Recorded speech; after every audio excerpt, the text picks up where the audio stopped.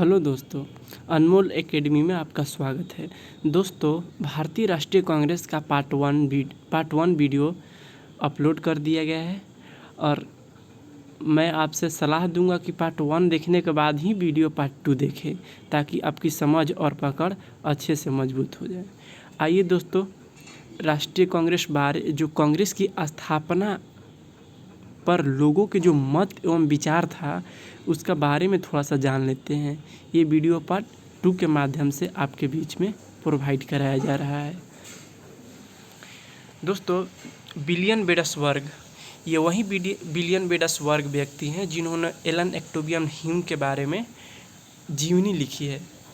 इन्होंने अपना मत और इनका विचार है कांग्रेस के बारे में भारत के असंतोष से बचने के लिए अंग्रेजों का एक अभय द्वीप माने डर, द्वीप माने समूह, यानी सेफ्टी वॉल को आवश्यकता थी। यानी इसको एक लाइन में पढ़ा जाए तो भारत के असंतोष से बचने के लिए अंग्रेजों को एक अभय द्वीप यानी सेफ्टी वॉल की आवश्यकता थी, जिसके अंतर्गत कांग्रेस की स्थापना की गई। दोस्तों, अगर इसका अर्थ समझें तो पूरी से पूरी तरह इस बातों को समझा रहा है कि जो ब्रिटिश इंडिया थे, जो अंग्रेज थे, वो भारत के असंतोष से डर रहे हैं। भारत के जो असंतोष से वो डर रहे हैं और जो इस डर के माध्यम से उसने एक सेफ्टी वॉल की आवश्यकता थी और वो सेफ्टी वॉल किसके अंतर्गत, वो कांग्रेस के रूप में काम की गई। ठीक। दूसरे लाला लाजपत राय, आप इनके नामों से बाखूबी परिचित होंगे। ये राष्ट्र उग्रवादी विचारधारा के बहुत प्रसिद्ध व्यक्ति थे लाला लाजपत राय। इन्होंने भारतीय राष्ट्रीय कांग्रेस की स्थापना का मुख्य लक्ष्य ब्रिटिश साम्राज्य के छिन्न भिन्न होने को बचाना था। यानी इन्होंने अपना मत और इनका विचार है कि जो भारतीय राष्ट्रीय कांग्रेस की स्थापना का मुख्य लक्ष्य ब्रिटिश साम्राज्य को छिन्न भिन्न होने से बचाना था। देखिए, और इस बात को प्रकाशित यंग इंडिया में महात्मा गांधी जी ने किया है। ह्यूम ये कहते हैं, लाला लाजपत राय कहते हैं, ह्यूम स्वतंत्रता के पुजारी थे, लेकिन कांग्रेस डॉक्ट्रिन की दिमाग की उपज थी। ये किसकी प्रसिद्ध नारा है, ये किसका मत है? तो लाला लाजपत राय के। हमारे एग्जाम आपसे बहुत ही इम्पोर्टेंट है, तो इस बातों को ध्यान में रखते चलेंगे। आइए, रजनी पाम दास दोस्तों, ये इनका मत है, शिशु कांग्रेस की स्थापना ब्रिटिश सरकार की एक पूर्व निश्चित गुप्त योजना है। ये क्या बोलते हैं कि शिशु कांग्रेस की स्थापना ब्रिटिश सरकार के एक पूर्व निश्चित गुप्त योजना थी। और एनी बेसेंट ये थियोसॉफिकल सोसाइटी ऑफ इंडिया का भी अध्यक्ष पद 1907 में ये रही हैं और 1917 ईस्वी में INC के ये एक प्रथम महिला के रूप में अध्यक्ष चुने जाते हैं। तो एनी बेसेंट दोस्तों, इनका कांग्रेस के बारे में मत है कि जो भारतीय राष्ट्रीय कांग्रेस का जन्म मातृभूमि को रक्षा करने के लिए हुआ है। ठीक। गांधी जी कहते हैं, गांधी जी कांग्रेस के बारे में इनका विचार था कि आज़ादी के बाद कांग्रेस को समाप्त कर देना है।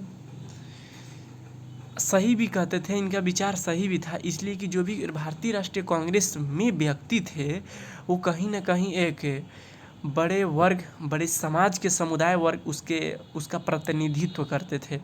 तो गांधी जी का अपना विचार था, उनका अपना ओपिनियन था कि जब भारत आज़ाद हो जाए तो आज़ादी के बाद कांग्रेस समाप्त कर देना है। ये विचार गांधी जी का है। अश्वनी कुमार दत्त कांग्रेस पर टिप्पणी करते हुए कहे, ये 3 दिनों का तमाशा है। कांग्रेस 3 दिनों का तमाशा है। ठीक इन्हीं की तरह एक और भारतीय क्रांतिकारी विचारधारा के जन्मदाता अरविंदो घोष अरबिंदो घोष ने भी कहा ये जो कांग्रेस है ये भीख मांगने वाली संस्था है। और एक और क्रांतिकारी व्यक्ति बिपिन चंद्रपाल, लाला लाजपत राय, बाल गंगाधर तिलक, लाल बाल पाल के नामों से प्रसिद्ध इन 3 व्यक्तियों में से बिपिन चंद्रपाल के मत कांग्रेस के प्रति था कि यह संस्था याचना मांगने वाली है, यानी ये भी भीख मांगने वाली है संस्था है। लेकिन इस वर्ड को थोड़ा सा बिपिन चंद्रपाल मोडिफाइड कर दिए हैं, तो याचना मांगने वाली संस्था है। बंकिम चंद्र चटर्जी दोस्तों कहते हैं कांग्रेस के लोग पदों के लिए भूखे हैं। लॉर्ड कर्जन बहुत ही हमारे एग्जाम से इम्पोर्टेंट है, इस चीज़ों को ध्यान में रखेंगे। लॉर्ड कर्जन कहता है कि कांग्रेस अपनी मौत की घड़ियां गिन रही है और अपने पतन की ओर लड़खड़ा रही है। मैं इसे आराम से मरता देखना चाहता था। यही कर्जन ये नहीं जानता था कि आगे जाके कांग्रेस ये हमारे लिए कील की काम करेगी। और ठीक कांग्रेस के उद्देश्य और कांग्रेस के अपने विचार आगे जाके बदल गए, जिससे हमारे भारत की स्वतंत्रता हासिल करने में इस कांग्रेस को योगदान बहुत काफ़ी भूमिका निभाई। दोस्तों एनी बेसेंट, आइए कुछ महत्वपूर्ण बिंदु है जो हमारे एग्ज़ाम से इम्पोर्टेंट है, उस बिंदुओं को भी थोड़ा सा देख लेते हैं। एस.एन. बनर्जी यानी सुरेंद्र नाथ व्यक्ति जब ये कांग्रेस बनाई गई थी 1885 ईस्वी में, तो इसकी स्थापना में ये भाग नहीं लिए थे। इस क्वेश्चन को डायरेक्ट आ जाता है हमारे ऑप्शन और एग्जाम क्वेश्चन में। तो एस.एन. बनर्जी स्थापना में भाग नहीं लिए थे। जब जून 1863 ईस्वी में ये प्रथम ऐसे भारतीय व्यक्ति है जिसने ICS पास की है, इंडियन सिविल सर्विस, जून 1863 ईस्वी में। और जब ये व्यक्ति पास हुए तो उन्होंने कार्य किया 1875 या 70 और 75 के आसपास इन्होंने ICS पद को त्याग दिया और 1889 ईस्वी को इंडियन एसोसिएशन की स्थापना की गई। देखिए इसको याद करने के लिए सिंपल ट्रिक बताते हैं। एस.एन. बनर्जी ICS पास हुए थे, यानी इंडियन सिविल सर्विस पास हुए थे। और ICS भारत में अब इसको IAS बोला जाता है, IAS। तो इंडियन एसोसिएशन को हम कर लेंगे IAS। तो IAS की स्थापना कौन किए थे? सुरेंद्र नाथ बनर्जी। याद करने के लिए 1895 और 1902 में ये कांग्रेस की अध्यक्ष पद चुने जाते हैं दोस्तों। और आइए थोड़ा INC के बारे में थोड़ा सा और जो हमारे एग्ज़ाम व्यू से इम्पोर्टेंट है उसको भी चर्चा कर लें। INC में फर्स्ट बार भाग लेने के लिए सबसे पहले प्रथम बार किसने भाग लिया? प्रसिद्ध नेता के बारे में थोड़ा सा देख लेते हैं। 1901 ईस्वी में कोलकाता में एक अधिवेशन हो रहा था। उस अधिवेशन की अध्यक्षता दिनसा वाचु कर रहे थे। उसमें गांधी जी ने 1901 ईस्वी में कांग्रेस के सदस्य बने, मेंबर। और इन्होंने कांग्रेस की अध्यक्षता कब किए हैं? 1924 में बेलगांव अधिवेशन को इन्होंने अध्यक्षता किए थे। हालांकि इनको गांधी जी को अध्यक्ष के रूप में 2 बार नामित किया गया था, 1929 ईस्वी में। लेकिन गांधी जी ने इस अध्यक्ष पद को अपने आप को शामिल करने से इनकार कर दिया और वे अपने अध्यक्ष का पद जवाहरलाल नेहरू को स्थानांतरण कर दिए।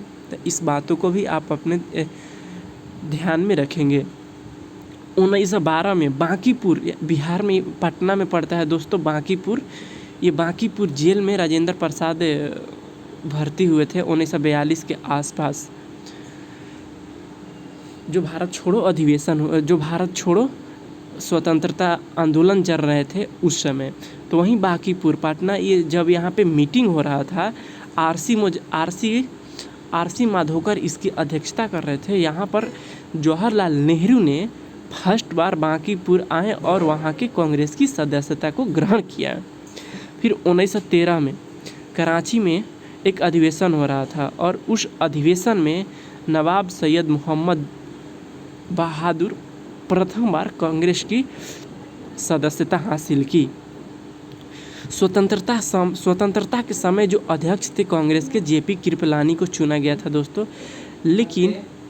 लेकिन जेपी कृपलानी के बाद कुछ समय के लिए डॉक्टर राजेंद्र प्रसाद को भी 1947 में इसकी अध्यक्षता के लिए कार्यभार दिया जाता है। प्रथम महिला कार्यकारी अध्यक्ष नालिनी सेन गुप्त रहती है दोस्तों। कार्यकारी अध्यक्ष महिला में, और प्रथम पुरुष कार्यकारी अध्यक्ष बोल दिया जाए तो 1922-23 के अधिवेशन में दोस्तों CR दास के 1921 अधिवेशन में CR दास के वहाँ पे जगह पे चुना गया था मोहम्मद इमाम हसन को चुना गया था। तो यानी प्रथम पुरुष कार्यकारी अध्यक्ष मोहम्मद इमाम हसन और प्रथम महिला कार्यकारी अध्यक्ष नालिनी सेन गुप्त दोस्तों ये एक भारत मूल के विदेशी महिला थी और ये मदन मोहन मालवीय की जगह पर ये कांग्रेस की कार्यकारी अध्यक्ष के रूप में चुनी गई। ये नालिनी सेन गुप्त दोस्तों मोहन सेन गुप्त की पत्नी है। मोहन सेन गुप्त दोस्तों बंगाल के जब बंगाल प्रेसिडेंसी के 1923 और 24 में अध्यक्ष के रूप में काम किए हैं। तो इसका नेक्स्ट पार्ट में और डिटेल चर्चा करेंगे।